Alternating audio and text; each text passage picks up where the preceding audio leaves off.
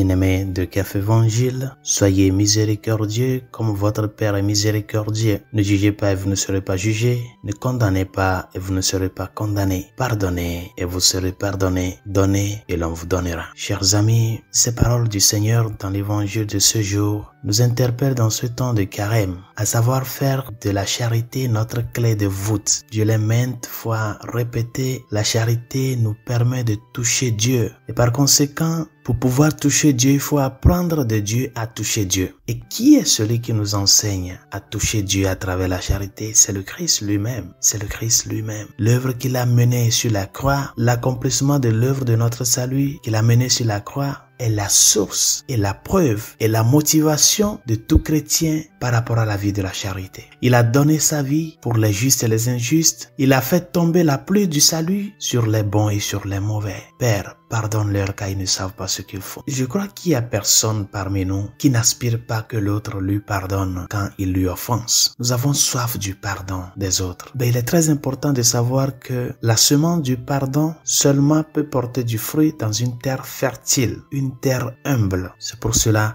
la parole humilité vient du latin humus, qui est terre, la fertilité. Comment est-ce que je peux vraiment jouir du pardon des autres si moi-même ma terre, mon cœur, ma personne n'est pas fertile pour porter le fruit du pardon envers les autres? Il y a des gens qui ont des rancunes très fortes et très fermées, mais au même moment, ils sont dérangés quand d'autres personnes ne les pardonnent pas de ce qu'ils ont fait de mal. C'est la cohérence de vie, chers amis, qui montre notre appartenance au Christ. Et ça, c'est une lutte quotidienne. Personne n'est né déjà maître en pardon, maître en miséricorde. La vie chrétienne est une école. Et c'est le cœur du Christ qui nous enseigne toutes ces valeurs de vie-là. Et ne pensez pas que le fait de manifester la tendresse, la miséricorde, le pardon, de manifester ma charité envers l'autre, ne pensez pas que vous êtes en train de vous dénigrer. Et c'est ce que beaucoup de gens ont l'habitude de penser aujourd'hui, comme si la vie chrétienne,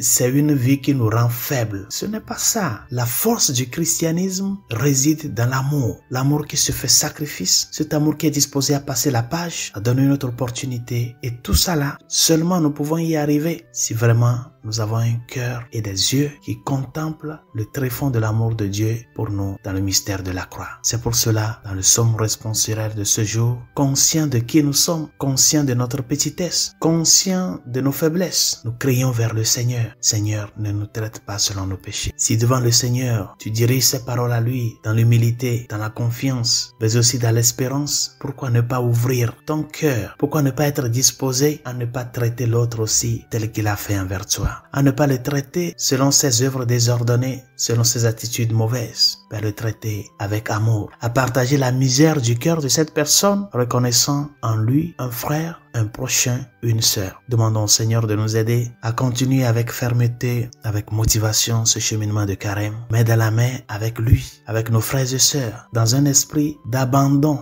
à la volonté de Dieu, dans un esprit de fraternité et dans un esprit de vraie conversion. Bonne journée, Dieu vous bénisse.